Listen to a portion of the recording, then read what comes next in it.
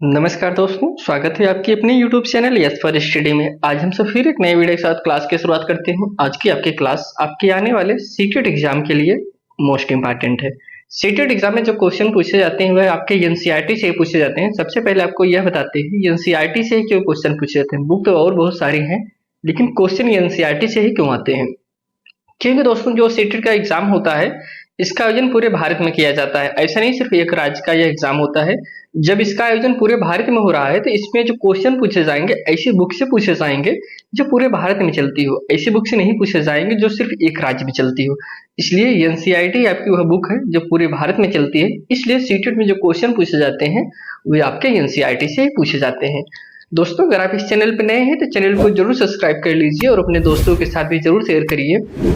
ये चैनल आपके एग्जाम के पॉइंट ऑफ व्यू से बहुत ही महत्वपूर्ण चैनल है, जहां पे आपको सब जितने भी सब्जेक्ट हैं सब सब्जेक्ट की थ्योरी क्लास उपलब्ध कराया जा रहा है, नए क्वेश्चन उपलब्ध कराए जा रहे हैं और जो सबसे ज्यादा महत्वपूर्ण है प्रीवियस ईयर क्वेश्चन पेपर 2011 से लेके अब तक, जब से सीटेट की शुरुआत हुई है तब से लेके दोस्तों अब तक जितने भी आपके सीटेट के एग्जाम हुए सभी previous year question paper daily solve कराए जा रहे हैं। आप यहाँ पे देख भी रहे होंगे सभी ईयर का प्रीवियस ईयर क्वेश्चन पेपर उपलब्ध है।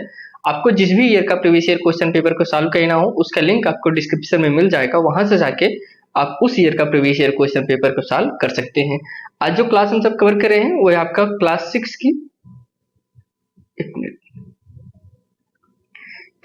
की जो एनसीईआरटी है दोस्तों, इसी एनसीईआरटी को कवर कर रहे हैं। एनसीईआरटी में आपका चैप्टर नंबर 11 है जिसमें हम प्रकाश, छाया या परिवर्तन के बारे में, परावर्तन के बारे में समझेंगे। यह क्लास आपके पेपर 2 के लिए महत्वपूर्ण है क्योंकि पेपर 2 में आपके 30 क्वेश्चन साइंस से ही पूछे जाते हैं। तो दोस्तों आइए चलिए आगे बढ़ते हैं, हम सब क्लास की शुरुआत करते हैं। क्लास को शुरू करने से पहले एक चीज आपको बता देते हैं, जो इसकी क्लास की शुरुआत होती है दोस्तों एक कहानी के माध्यम से होती है। सबसे पहले एक ऐसी कहानी क्रिएट की जाएगी जिसमें कहानी के माध्यम से आपको प्रकाश है, छायाएं और परावर्तन के बारे में बताया जाएगा। इसलिए सबसे पहले हम कहानी को आपको पढ़ के बता देते हैं। हम अपने चारों ओर अनेक प्रकार के रंग बिरंगे वस्तुएं देखते हैं। स्कूल जाते समय हम अनेक वस्तुएं जैसे कारें, बसें, साइकिलें, वृक्ष, जंतु तथा कभी कभी पुष्प देखते हैं। आपके विचार में हम इन वस्तुओं को कैसे देखते हैं? रात के समय जब पूर्ण अंधकार हो तब इन्हीं स्थानों के बारे में विचार कीजिए। आप क्या देखेंगे?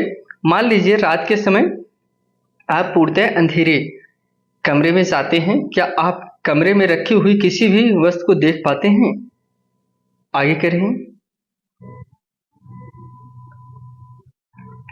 लेकिन जब आप कोई टॉर्च अथवा मोमबत्ती जलाते हैं तो उस कमरे में रखी हुई वस्तुओं को देख सकते हैं। क्या ऐसा नहीं कि बिना प्रकाश के वस्तुओं को नहीं देख सकते? प्रकाश वस्तुओं को देखने में हमारी सहायता करता है। देखिए कहानी की तरीका बताया जा रहा है। एनसीईआरटी की खासियत यही होती है कि बच्चों को कहानी के माध्यम से सिखाने का प्रयास करिए। अब देखिए कैसे कहानी बताया गया, कहानी के माध्यम से बताया गया कि हमको किसी वस्तु को देखने के लिए किसकी जरूरत होती है? प्रकाश की जरूरत होती है। बिना प्रकाश के हम नहीं देख सकते कोई वस्तु। आगे करें। टॉर्च का बल्ब एक ऐसी वस्तु है जो स्वयं प्रकाश देती है। सूर्य प्रकाश में एक ऐसा पिंड है जो पृथ्वी को प्रकाशित करता है। दिन के समय हम इसी प्रकाश में वस्तुओं को देखते हैं। जो वस्तुएं सूर्य की तरह स्वयं प्रकाश का उत्सर्जन करती हैं उन्हें दीप्त पिंड कहते हैं। कह रहे हैं कि हम सब दिन में जो चीजें देखते हैं सूर्य के प्रकाश से देखते हैं, और जो वस्तुएं सूर्य की ही तरह प्रकाश का उत्सर्जन करती हैं। जो वस्तु देखिए दीप्त आपका इंपॉर्टेंट पॉइंट है, समझते रहिए, इससे क्वेश्चन आपके पूछे गए हैं। हम लास्ट में कुछ क्वेश्चन को भी कवर करेंगे दोस्तों। जो टॉपिक हम सब कवर कर रहे हैं इससे क्वेश्चन पूछे जा रहे हैं नहीं पूछे जाते हैं, इसको हम क्वेश्चन के माध्यम से भी लास्ट में आपको बताएंगे, जो कि आपके प्रीवियस ईयर क्वेश्चन पेपर रहेंगे। उन्हें दीप्त कहते हैं। जैसे सूर्य हमको प्रकाश देता है उसी प्रकार से जो वस्तु के माध्यम से हमको प्रकाश मिलता है वह दीप्त वस्तुएं कही जाती हैं। आगे कह रहे हैं। कुर्सी, चित्र अथवा जूते जैसी वस्तुएं के बारे में आप क्या कहेंगे? इन्हें आप तभी देख सकते हैं जब प्रकाश एक दीप्त वस्तु जैसे सूर्य, टॉर्च अथवा विद्युत का प्रकाश से इन वस्तुओं पर पड़ता है, तब हमारी आंखों की ओर आता है। कह रहे हैं कि देखिए यहाँ पे बहुत ही महत्वपूर्ण पॉइंट यहाँ पे बताया गया है। कह रहे हैं कि हम जैसे कोई जूता देखना है, जूते को हम कैसे देखते हैं? हम कोई टॉर्च लेते हैं, टॉर्च को बारते हैं, कहाँ पे बारते हैं? ऐसा तो है नहीं कि हम अपनी आंख में बारते हैं, हम बांटते हैं जूते की तरफ, बांटते हैं हमारे यहाँ जूता हो सकता है, वहां पे बांटते हैं, फिर वह प्रकाश वापस होकर हमारे आंख पे आता है, तब हमको दिखता है कि हाँ यह चीज वस्तु है। यहाँ पे एक चीज क्लियर हुआ। अब हम समझते हैं पारदर्शी, अपारदर्शी तथा पारभासी वस्तुएं। देखिए कुछ वस्तुएं होती है पारदर्शी होती हैं, कुछ वस्तुएं होती है अपारदर्शी होती हैं, कुछ वस्तुएं होती है पारभासी होती हैं। इन तीनों के बारे में हम सब जानते हैं। याद कीजिए हमने अध्याय 4 में वस्तुओं के पारदर्शी, पारदर्शी और पारभासी के रूप में समूह में बांटा था। इसके जो हम सब चैप्टर 4 को कवर कर रहे थे तो हम सब देखे थे ना कि किस प्रकार से हम पारदर्शी और पारभासी में बांटे थे। तो वही चीज देखिए इसमें जितने भी चैप्टर होते हैं, एक चैप्टर दूसरे चैप्टर से इंटरेक्ट रहता है, ऐसा नहीं स्वतंत्रता है, अगला चैप्टर अगले चैप्टर से सम्मिलित रहता है। इसलिए हम सब एकदम चैप्टर वाइज आपको पढ़ा रहे हैं, एक एक चैप्टर लेते हैं, एक चैप्टर को खत्म करते हैं। आपका जो 4th चैप्टर था, 4th चैप्टर का नाम ही आपका था वस्तुओं के समूह बनाना। उसमें हम सब पारदर्शी अपारदर्शी के बारे में समझे थे। इसके बारे में हम भी समझते हैं आगे। देखिए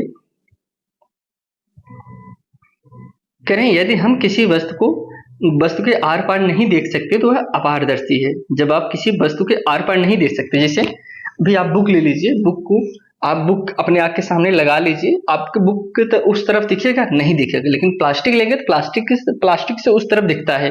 तो वही अपारदर्शी वह होता है जब हम आर पार नहीं देख सकते, वही आपका अपारदर्शी कहलाता है। आगे कह रहे हैं यदि आप किसी वस्तु के आर पार देख सकते हैं तो वह वस्तु प्रकाश को अपने अंदर से होकर जाने देती है, ऐसी वस्तुओं को पारदर्शी कहते हैं। आपने एक चीज समझ लिया, अपारदर्शी किसे कहते हैं? अपारदर्शी जिससे प्रकाश इस तरफ से उस तरफ चला जाए, हमको वस्तु दिखे, वही आपका अपारदर्शी कहलाती है।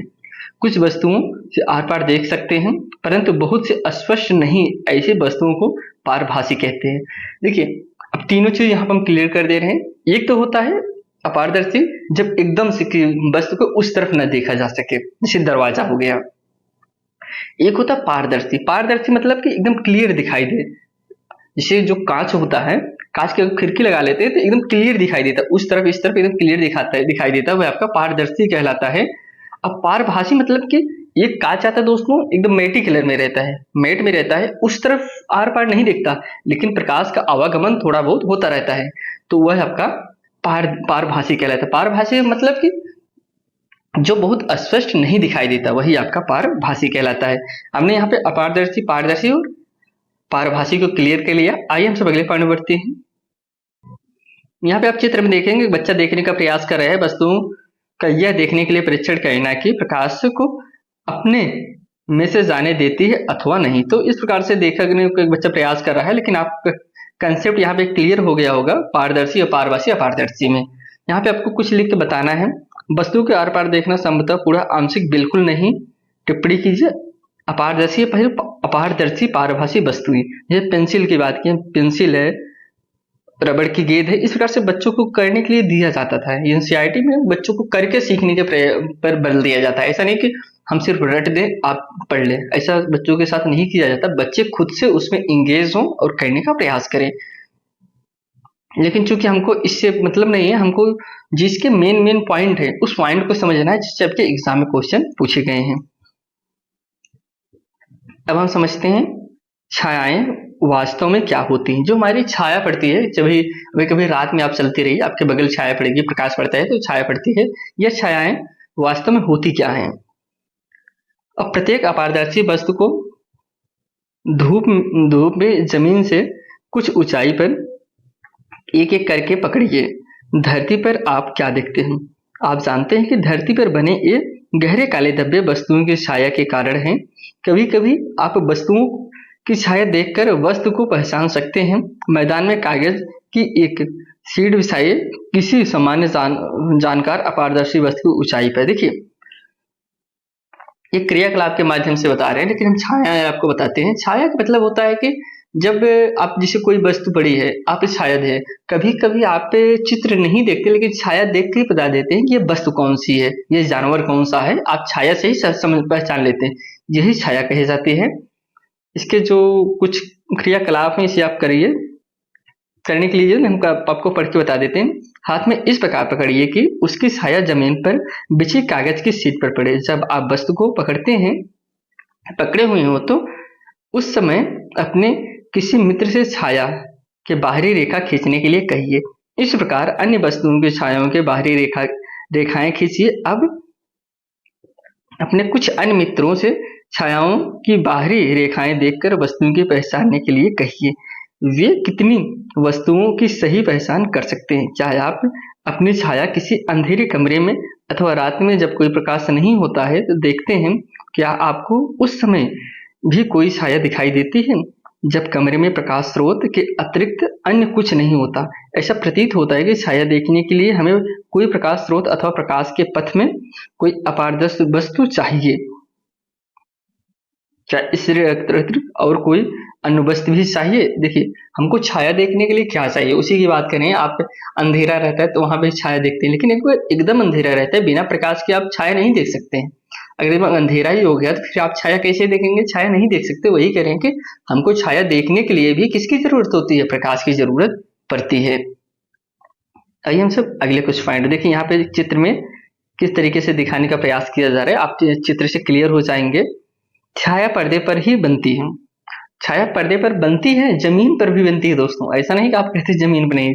छाया देखिए, यहाँ पे एक बच्चा खड़ा है और यहाँ पे एक बच्ची जो है उस पर रोशनी मारी तो पीछे उसकी क्या बन रही है? छाया बन रही है। यही छाया कहलाती है। वही कह रहे हैं, अपने मित्रों के पीछे पेड़, इमारत अथवा अन्य वस्तु न हो तो तब भी आपको अपने मित्र के सिर की छाया दिखाई देती है। इसका अर्थ यह नहीं कि वहां छाया नहीं है। वास्तव में टॉर्च का प्रकाश आपके मित्र के सिर से पार नहीं होता है। अब किसी अन्य मित्र से कहें कि गत्ते की सीट को आपके मित्र के पीछे पकड़ें। क्या आप छाया सीट पर बनती है? अब जिस चित्र में हमने बताया ना, आप कहेंगे चित्र वैसे भी अगर कोई चीज पीछे नहीं रहेगा तब भी छाया बनती है, लेकिन तब हमको सही से नहीं दिखता। लेकिन जब पीछे कोई चीज, कोई गत्ते के सीट अगर पकड़े रहेगा फिर हमको एकदम विजुअल होगा कि हाँ हमारी छाया बन रही है। अब इस चित्र में देखिए कि किस प्रकार से बनाने का प्रयास, हाथ से देखिए कुत्ते की तरह बना दिया ना, घोड़े की तरह, बकरे की तरह, इस प्रकार से बनाने का प्रयास किया जा रहा है। यह क्या है? यह छाया है। यह एक्चुअल जो ओरिजिनल फिगर है इस तरह के है, लेकिन उसकी छाया इस तरीके से बन रही है। तो यहाँ पे हम सब छाया को क्लियर कर रहे हैं। आइए कुछ और पॉइंट को समझते हैं। जो भी छाया हमने आपके बारे में बताया उसमें कह रहे हैं कि इस प्रकार के छाया के पर्दे पर ही दिखाई देते हैं। कभी कभी आप वीडियो में देखते होंगे अपने हाथ से छाया से दोस्तों बहुत सारे एक्टिंग करते हैं, दिखाई दे सकती है।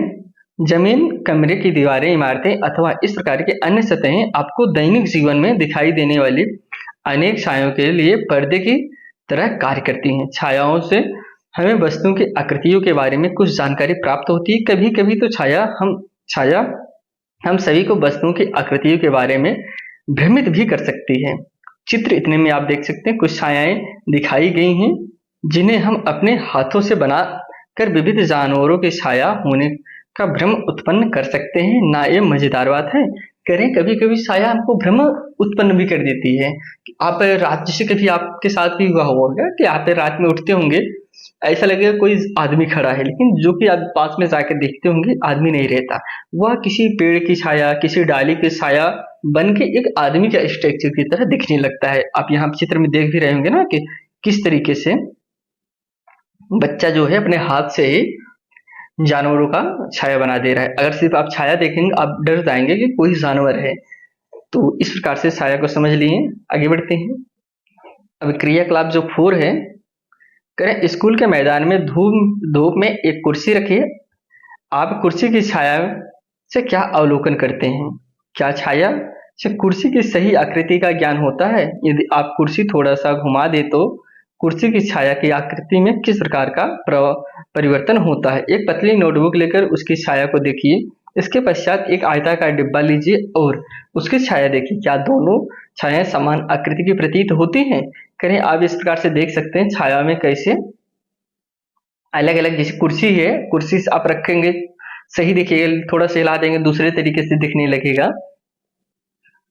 आगे करें विभिन्न रंगों के पुष्प अथवा अन्य वस्तुएं लेकर उनकी छायाओं का अवलोकन कीजिए। उदाहरण के लिए लाल गुलाब अथवा पीला गुलाब ले सकते हैं। जब वस्तुओं के रंग भिन्न भिन्न होते हैं क्या उनकी छाया के रंग भी भिन्न भिन्न दिखाई पड़ते हैं? देखिए बहुत ही महत्वपूर्ण पॉइंट बताया गया है कि अगर हम कलरफुल चीजों को छाया बना रहे हैं, जैसे फूल है, कोई लाल है, पीला है, नीला है, अगर इसकी छाया बनाएंगे तो फिर क्या हमारी जो छाया बनेगी वह भी नीले पीली बनेगी? नहीं दोस्तों, उसकी जो छाया बनेगी उसकी छाया ब्लैक में ही बनेगी। कलर चाहे जिस भी कलर की वस्तु रहे, लेकिन उसकी छाया हर समय ब्लैक में ही बनती है।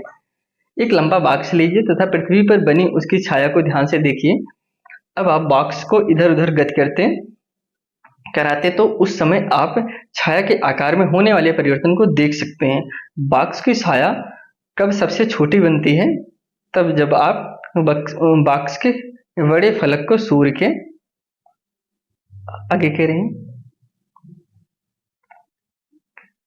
सूर्य के सामने रखते हैं, अथवा जब आप छोटे फलक को सूर्य के सामने रखते हैं। आइए हम इस लंबे बॉक्स का प्रयोग सरल कैमरा बनाने में करें। छाया कब बड़ी बनेगी, कब छोटी बनेगी, उसी की बात करें। हम जब पास में ले जाएंगे बड़ी बनती है, दूर हटाएंगे धीरे धीरे छोटी छाया बनती है। सूचित छिद्र कैमरा। शायद आप ये सोचते हैं कि किसी कैमरे को बनाने के लिए हमें बहुत सी सामग्री चाहिए, लेकिन यदि हम केवल सरल सूचित छिद्र कैमरा ही बनाना चाहते हैं तो तब ऐसा नहीं है। जैसे कैमरा बनाने के लिए तो बहुत सारी चीज चाहिए, लेकिन सूचित छिद्र कैमरा क्या होता है इसके बारे में हम सब समझते हैं। देखिए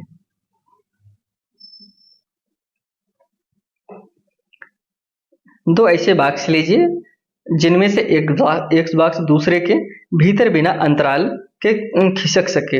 दोनों बक्सों का एक एक छोटा फलक काट लीजिए। बड़ा बॉक्स लेकर इसे दूसरे छोटे फलक के बीचों बीच एक छोटा छिद्र बनाइए। इस प्रकार छोटे बॉक्स के दूसरे छोटे फलक पर एक वर्गाकार आकृति जिसकी भुजा 5 सेंटीमीटर 6 सेंटीमीटर हो काटिए। इस कटे भाग पर ट्रेसिंग पेपर पारभासी पर्दा चिपकाकर ढक लीजिए। छोटे बॉक्स को बड़े बॉक्स में इस प्रकार खिसकाइए कि छोटे बॉक्स में पारभासी ट्रेसिंग पेपर वाला पर्दा बड़े बॉक्स के भीतर हो। आपका सूची छिद्र कैमरा उपयोग के लिए तैयार है। देखिए किस प्रकार से एक कैमरा बनाया गया है, आप इस चित्र में देखिए। देखिए इस चित्र का हम पूरा आपको विस्तार पूर्वक समझा देते हैं, आप समझ जाएंगे अच्छे से। देखिए ये एक प्लेन लकड़ी का टुकड़ा था, हमने यहाँ पे एक छेद किया, इसके अंदर एक बॉक्स और भरा इसके इस तरीके से। अब यहाँ पे एक छेद है, जब आप इस छेद से देखते हैं, जब आप इस छिद्र से देखते हैं तो आपकी अब वस्तुएं के आपको पास में और दूर में ऐसा प्रतीत होगा, जो कि होता नहीं है। ऐसा प्रतीत होगा कि दूर की वस्तु आपको पास में दिख रही है और पास की वस्तु आपके दूर दिख रही है, ऐसा प्रतीत होता है। अगर आप वैसे भी चेक करना चाहें तो इसका और अच्छा उदाहरण है, कागज लीजिए, मोड़िए, एक तरफ उसका पतला कर दिए, एक तरफ थोड़ा सा चौड़ा कर दिए, उससे जब आप देखेंगे तब भी आपको ऐसे लगेगा कि हम किसी चीज को जूम और जूम इन जूम आउट कर रहे हैं। यही होता है दोस्तों सूचित छिद्र कैमरा। यहाँ पे सूचित छिद्र कैमरा क्लियर हो गया, लेकिन कुछ इससे हम पढ़ के आपको बता देते हैं। क्रियाकलाप है, काले रंग के कपड़े से ढक लीजिए। अब इस सूचित छिद्र कैमरे से दूर की वस्तुएं जैसे पेड़ अथवा इमारतों को देखने का प्रयत्न कीजिए। सुनिश्चित करें कि जिस वस्तु को आप सूचित छिद्र कैमरे से देखना चाहते हैं वह सूर्य के तेज धूप में रखी हो। अब छोटे बॉक्स को सूचित छिद्र बने बड़े बॉक्स में आगे पीछे तब तक खिसकाइए जब तक दूसरे छोर पर लगे हुए ट्रेसिंग पेपर पर तस्वीर न मिले। क्या सूचित छिद्र कैमरा के प्रतिबिंब अपनी छायाओं से भिन्न है? सूचित छिद्र कैमरे के सूर्य की तीव्र प्रकाश में सड़क पर गतिमान वाहनों एवं व्यक्तियों को देखें। इसमें छाया देखने की बात किया जा रहा है। आगे कह रहे हैं, क्या कैमरे के द्वारा देखे गए चित्र दूसरे ओर की वस्तुओं के रंगों को दर्शाते हैं? क्या प्रतिबिंब सीधे हैं अथवा उल्टे हैं? आश्चर्य। आइए अब अपनी सूचित छिद्र कैमरे से सूर्य के प्रतिबिंब बनाएं। किसकी कह रहे हैं दोस्तों? सूर्य का प्रतिबिंब बनाने के लिए कहा जा रहा है। इसके लिए हम थोड़ी सी भिन्न व्यवस्था चाहिए। हमें गत्ते की एक बड़ी शीट चाहिए जिसके माध्यम से छोटा सा सूचित छिद्र हो। गत्ते की शीट को सूर्य के तरफ इस तरह पकड़ें कि उसकी छाया साफ क्षेत्र में बने। क्या आप सूर्य का वृत्ताकार प्रतिबिंब गत्ते की शीट की छाया के मध्य में देखते हैं अपनी जगह सूर्य ग्रहण के समय सूची हाँ, ग्रहण के समय सूर्य की सूची छिद्र प्रतिबिंब देखें सूर्य ग्रहण से पहले सूची। देखिए इसमें जो प्रतिबिंब है, जो कि हमारे सबका टॉपिक इस छाया से संबंधित है, छाया देखने के प्रयास को बताया जा रहा है। किस प्रकार से आप सूर्य की छाया देख सकते हैं, किस प्रकार से आप किसी वस्तु की छाया देख सकते हैं। लेकिन एक चीज ध्यान दीजिएगा यहाँ पे जो महत्वपूर्ण है कि हमें सूर्य को सीधे कदापि नहीं देखना चाहिए। उसे जो रेडिएशन निकलते हैं हमारे आंखों को बहुत नुकसान करते हैं। आपको सूर्य की अभी आपकी सूर्य की तरफ थोड़ी देर देख लीजिए, आप ऐसा बगल में देखेंगे आपको लगेगा कि हमको बगल की वस्तु दिख ही नहीं रही है। इस प्रकार से हमको सूर्य को नंगी आंखों से नहीं देखना चाहिए।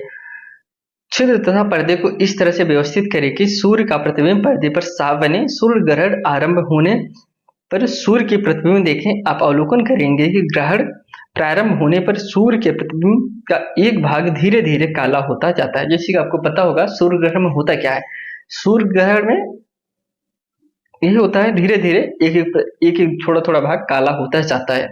अब देखिए सूर्य ग्रहण लगता क्यों है, चंद्र ग्रहण लगता क्यों है, यह तो एक अलग टॉपिक है, इसको हम अलग टॉपिक में आपको बताएंगे। लेकिन हमारा जो टॉपिक चल रहा है आप जानते हैं ना, चंद्रमा सूर्य पृथ्वी बीच में आ जाते हैं तो यह लगता है। इस सब की चर्चा करेंगे हम सब जब हम सब जियोग्राफी को पढ़ाएंगे। लेकिन आज हम सब सिर्फ समझिए कि सूर्य जो छायाएं बनती है इसके बारे में अत्यंत हानिकारक हो सकते हैं।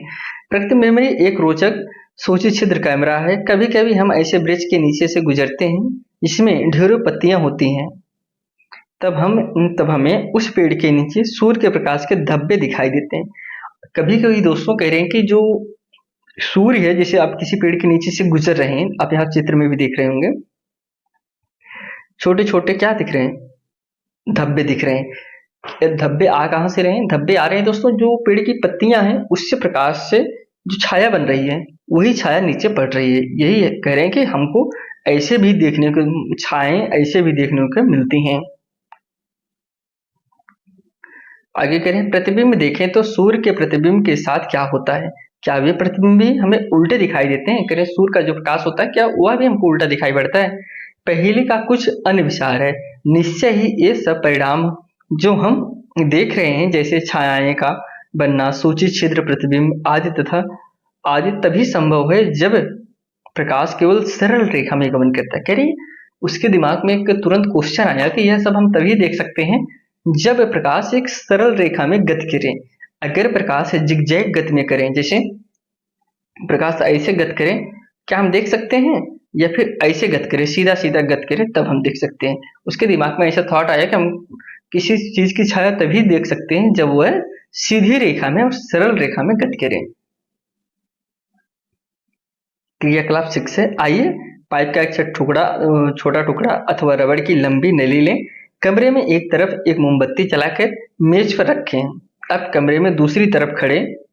आप इस चित्र में पहले देख लीजिए किस तरीके से किया जा रहा है।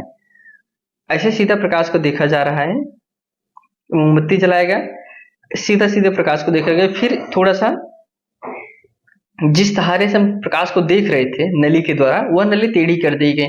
अब हम मोमबत्ती को देखना चाह रहे हैं, अब बताइए दिखिएगा कि नहीं दिखिएगा। आगे बताते हैं हम।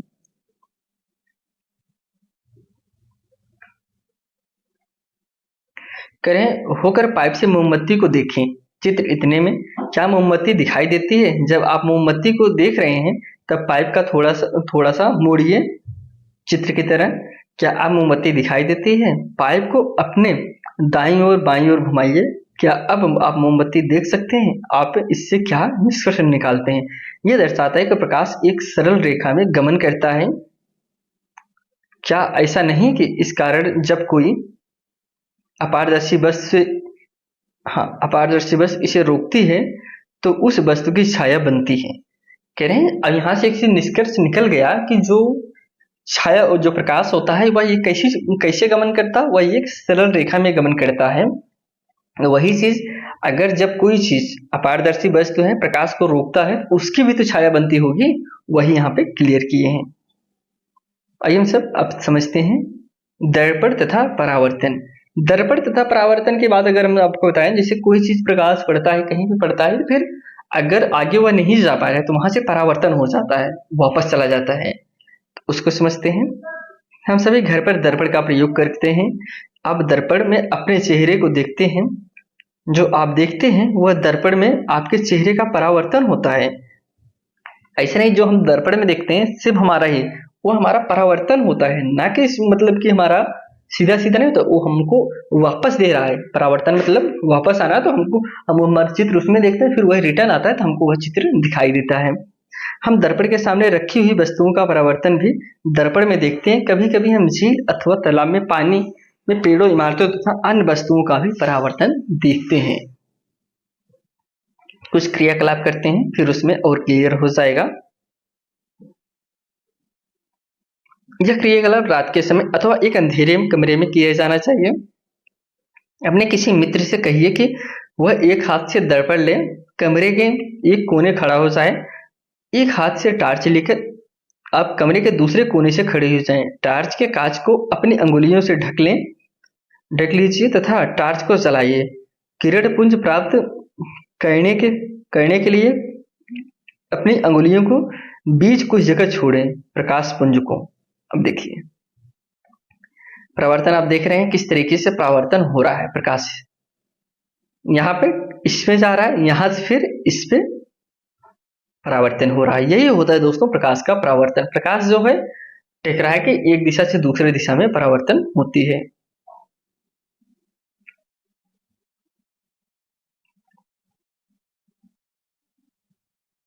अब हम समझते हैं, आपके मित्र के द्वारा पकड़े हुए दर्पण पर डालिए। क्या आप दूसरी तरफ प्रकाश का धब्बा रख देखते हैं? चित्र इसमें जो चित्र आपको दिखाएं, आप टार्च की दिशा इस प्रकार समायोजित कीजिए कि प्रकाश का धब्बा कमरे में पड़े किसी दूसरे मित्र के ऊपर। यह क्रियाकलाप सुझाता है कि दर्पण अपने ऊपर पड़ने वाले प्रकाश की दिशा को बदल देता है। इससे क्या निष्कर्ष निकलता है? सीधा दिशा में नहीं, जो कांच होता है सीधा दिशा में नहीं वापस करता, वह दिशा को बदल देता है। यह वर्णन किया गया कि क्रियाकलाप यह दर्शाता है कि प्रकाश सरल रेखा के अनुदिश गमन करता है। कैसे दोस्तों? प्रकाश जो है एक सरल रेखा के अनुदिश में ही गमन करता है, दर्पण से परावर्तित हो जाता है। यह चीज आप क्लियर हो गए होंगे। यहाँ पे एक थर्माकोल का प्रैक्टिकल है, उसको बताते हैं। एक बड़ी थर्माकोल की शीट को एक किनारे पर एक कंघी तथा इसके दूसरे किनारे पर इस चित्र के अनुसार में दर्शाए अनुसार एक दर्पण लगाइए। दर्पण तथा कंघी के बीच कागज की गहरी रंगीन शीट बिछाइए। इसे सूर्य के प्रकाश में रखिए अथवा कंघी के सामने टार्च से प्रकाश किरणें डालिए। किस प्रकार से? ऐसी कंघी रखा गया, यहाँ पे एक थर्माकोल रखा गया, इस तरफ एक दर्पण रखा गया। अब यहाँ पे देखेंगे, मारेंगे तो रिफ्लेक्शन हो रहा है ना, ये कंघी का जो है क्या हो रहा है? यह रिफ्लेक्शन ही हो रहा है, परावर्तन ही हो रहा है। क्या आप अवलोकन करते हैं? क्या आप इस चित्र में दिखाया जैसे पैटर्न प्राप्त करते हैं? क्रियाकलाप से हमें यह ज्ञात होता है कि प्रकाश किस प्रकार गमन करता है, यह किस प्रकार दर्पण से परावर्तित होता है। अब देखिए दोस्तों, हम सब आज की क्लास में कवर किए पारदर्शी, अपारदर्शी और पारभासी के बारे में चर्चा किया। फिर परावर्तन की बात किया कि परावर्तन प्रकाश किस प्रकार से चलता है। आप जानते हैं प्रकाश एक सरल रेखा में गति करता है और वह किसी चीज पर परिवर्तन हो, किसी चीज पे पड़कर दूसरे मार्ग पर गमन होता है। और हमने समझा छायाओं के बारे में, छाया कैसे पड़ती है। आज जो कुछ इंपॉर्टेंट शब्द हमने यूज किए उसको आपको बताते हैं।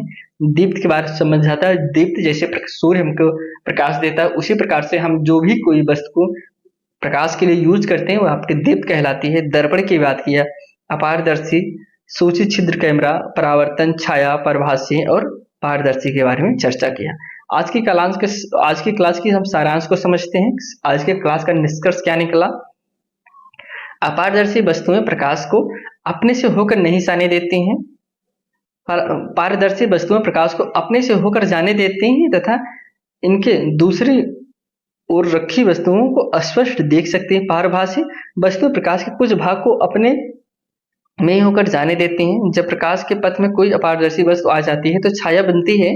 साधारणतः सामग्री में सूची छिद्र कैमरा बनाया जा सकता है तथा इसका उपयोग सूर्य तथा अतिदीप्त वस्तुओं के प्रतिबिंब को देखने में किया जा सकता है। प्रकाश कैसा चलता है? बहुत ही महत्वपूर्ण है, सरल रेखा में गमन करता है। दर्पण परावर्तन से हमें स्पष्ट प्रतिबिंब प्राप्त होते हैं। अब हम लोग कुछ क्वेश्चन की तरफ बढ़ते हैं ताकि आपका कंसेप्ट क्लियर हो जाए कि इस टॉपिक से आपके क्वेश्चन पूछे गए हैं कि नहीं पूछे गए हैं। पहला क्वेश्चन है, निम्नलिखित पर विचार कीजिए। अपवर्तन, परावर्तन और विवर्तन दर्पण में प्रतिबिंब बनाने के लिए उपयुक्त में से कौन सी घटनाएं आवश्यक है? पहला ऑप्शन है 1 और 2 सही है, सेकंड ऑप्शन है केवल 2 चाहिए, थर्ड ऑप्शन है पहला और तीसरा चाहिए, लास्ट है पहला दूसरा तीनों सही है। तो दर्पण पर प्रतिबिंब बनाने के लिए हमको सिर्फ परावर्तन की जरूरत होती है। दर्पण में प्रतिबिंब बनाने के लिए हमको क्या चाहिए? रिफ्लेक्शन चाहिए। Option second is right answer. अगले क्वेश्चन बढ़ते हैं।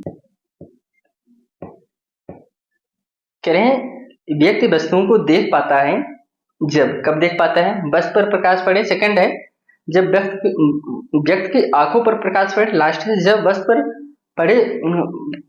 पर पड़े और आंखों की तरफ आए तब वह देख सकता है। तो ऑप्शन आप कहेंगे यही सही है, इसमें option third is right answer. अगले क्वेश्चन बढ़ते हैं। निम्नलिखित कथनों में असत्य कथन को पहचानिए। असत्य कथन की बात करें, जब पहला ऑप्शन है जब प्रकाश के पथ में कोई अपारदर्शी वस्तु आती है तो उस वस्तु की छाया नहीं बनती है। आपको पहले ही बताया था ना, छाया बनती है। यह आपका गलत यही है, यही आपका राइट आंसर हो जाएगा, लेकिन ऑप्शन हम तीनों समझते हैं। दर्पण परावर्तन से हमें स्पष्ट प्रतिबिंब बनता है, यह भी सही है। प्रभासी वस्तुओं प्रकाश के कुछ भागों को ही अपने में से होकर जाने देते हैं, यह भी सही है। प्रतिबिंब छाया को अत्यधिक भिन्न होते हैं, यह भी सही है। ऑप्शन इसमें फर्स्ट गलत है और यही आपका राइट आंसर हो जाएगा क्योंकि इसमें असत्य पूछा गया है। आज हम सब दोस्तों एनसीईआरटी के चैप्टर नंबर 11 को कवर किए, जो कि आपके एग्जाम के पॉइंट ऑफ व्यू से बहुत ही महत्वपूर्ण चैप्टर था, जिसमें हम प्रकाश, छाया या परावर्तन के बारे में जाने। अगर आप इस चैनल पे नए हैं तो चैनल को जरूर सब्सक्राइब करिए और अपने दोस्तों के साथ भी जरूर शेयर करिए। इसी के साथ ये क्लास समाप्त करते हैं। आपसे फिर एक नई वीडियो मिलती है, तब तक के लिए दोस्तों धन्यवाद।